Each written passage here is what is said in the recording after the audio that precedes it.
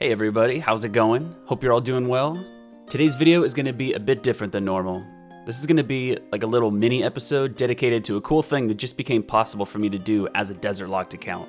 Quick disclaimer, however, this video takes place chronologically after the latest video that should have been released about a week ago, so there will be spoilers for that episode, so be sure to check it out if you haven't already. I'll put a link in the description.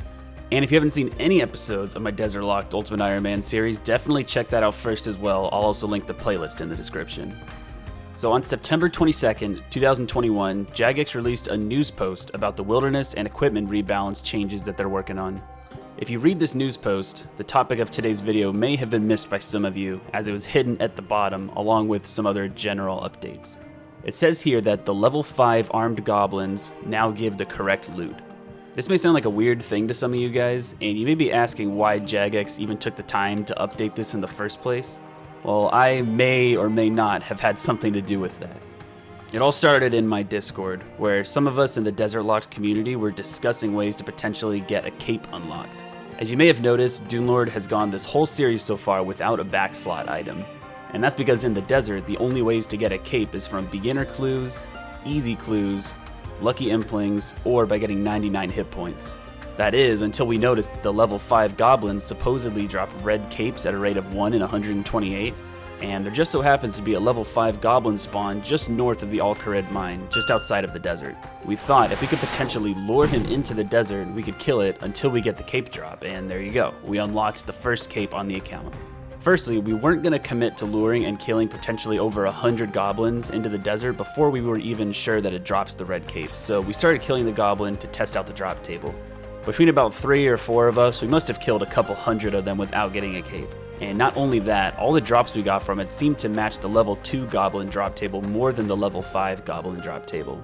Some of the people in the Discord started a conversation with God Ash on Twitter, asking if in fact it has the red cape on the drop table or not.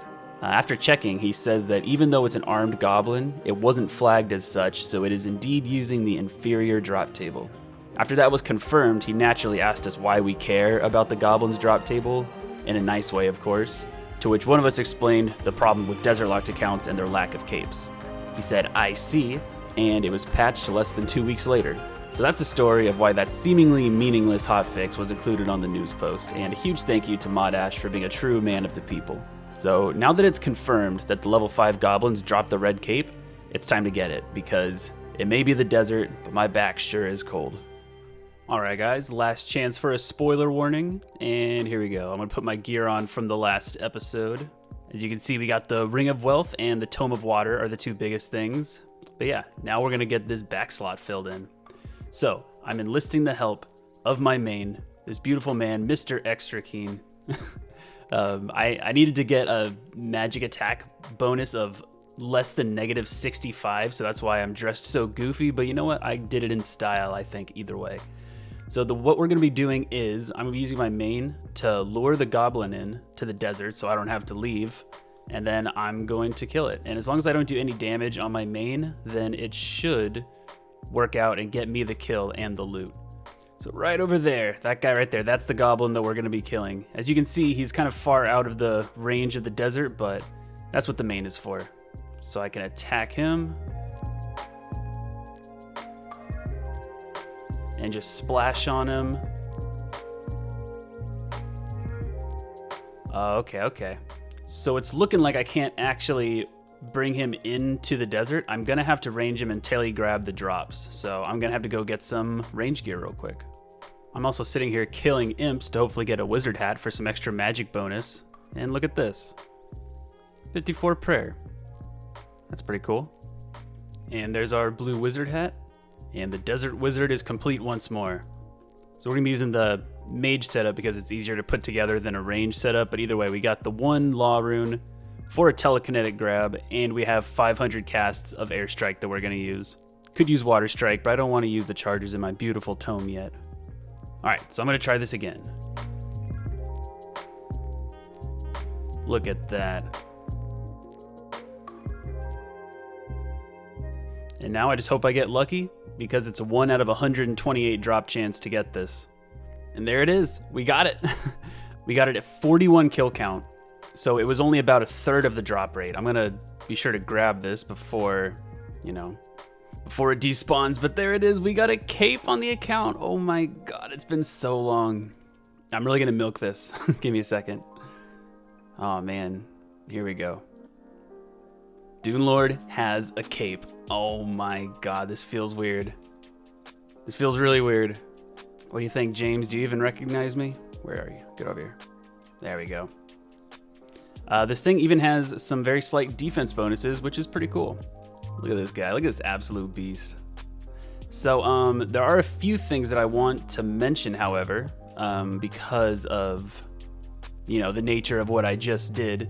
Some of you may think it is, you know, a little unethical of me, maybe, to lure something over with a main account and then kill something that's not actually in the confines of the desert. But technically, my only rule for this account is I can't leave the desert, and I didn't leave the desert as far as, like, you know, my restrictions, which is like the Al-Kharid border gate, whatever. So technically it still falls in, like, you know, what I'm allowed to do.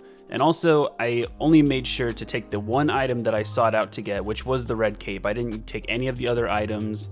And it kind of goes back to the same way how I killed the cows until I grabbed a piece of beef to make the sinew for the steel crossbow. Like, I'm not going to sit here and camp cow hides to train crafting. I'm just going to grab the one thing I need and be on my way. So I think that it's a fine exception to make, because this cape, in the grand scheme of things, doesn't really do anything besides make me look a little more complete. So yeah, we have a cape on Dune Lord now, and it feels pretty good.